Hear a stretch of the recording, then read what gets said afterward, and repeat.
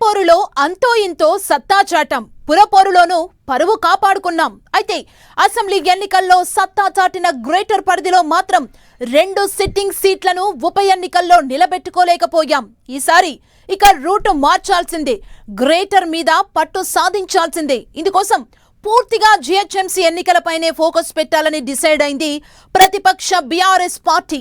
Greater పరిధిలో కొత్తగా ఏర్పాటైన 3 కార్పొరేషన్లకు ఇప్పుడు ఎన్నికలొచ్చినా తిరిగి జెండా పాతాల్సిందేనని ఇప్పటి నుంచే గ్రౌండ్ వర్క్ చేస్తుందట కారు పార్టీ.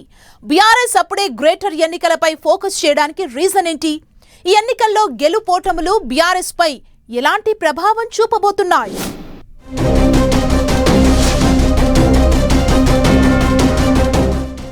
అప్పుడే జీహెచ్ఎంసీ, ఎంఎంసీ, ఎస్ఎంసీ ఎన్నికలపై బీఆర్ఎస్ ఫోకస్.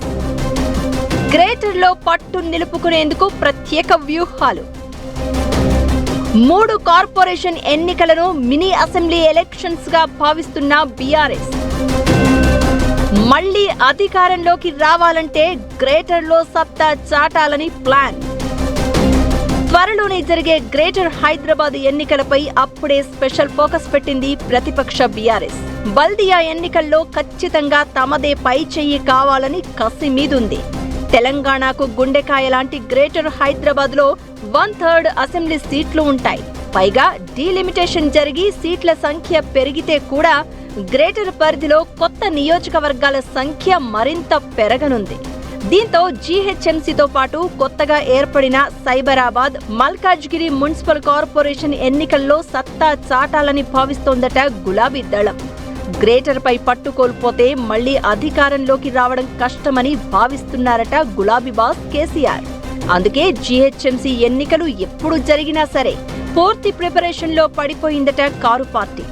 ఎక్కడికక్కడ లీడర్లను అలర్ట్ చేసి ఎమ్మెల్యేలు, నియోజకవర్గాల ఇన్ఛార్జీలను అప్రమత్తం చేసి రెగ్యులర్ గా ఫీల్డ్ లోనే ఉండాలని సూచించారట పార్టీ పెద్దలు.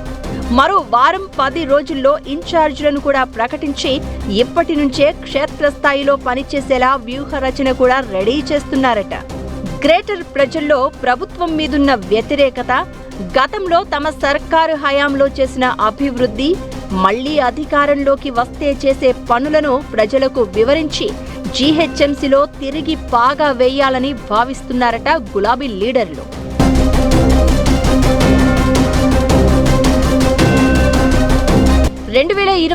తెలంగాణ అసెంబ్లీ ఎన్నికల్లో గ్రేటర్ హైదరాబాద్ మున్సిపల్ కార్పొరేషన్ పరిధిలోని నియోజకవర్గాల్లో బీఆర్ఎస్ తన ఆధిపత్యాన్ని చాటుకుంది. రాష్ట్ర వ్యాప్తంగా కాంగ్రెస్ విజయం సాధించినప్పటికీ హైదరాబాద్ నగర పరిధిలో మాత్రం బీఆర్ఎస్ అత్యధిక స్థానాలను గెలుచుకుంది.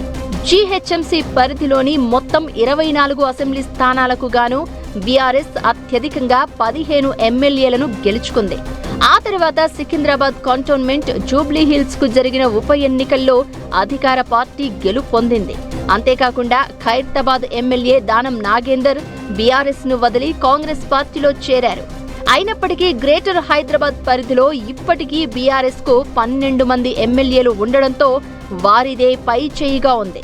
ఇక 2016లో జరిగిన గ్రేటర్ హైదరాబాద్ మున్సిపల్ కార్పొరేషన్ ఎన్నికల్లో అప్పుడు అధికారంలో ఉన్న బీఆర్ఎస్ 150 డివిజన్లకు గాను 99 డివిజన్లలో గెలుపొంది రికార్డు నెలకొల్పింది. అయితే 2020 వచ్చేసరికి 56 కార్పొరేట్ సీట్లను సొంతం చేసుకుని ఎంఐఎంతో కలిసి మేయర్ సీటును కైవసం చేసుకుంది.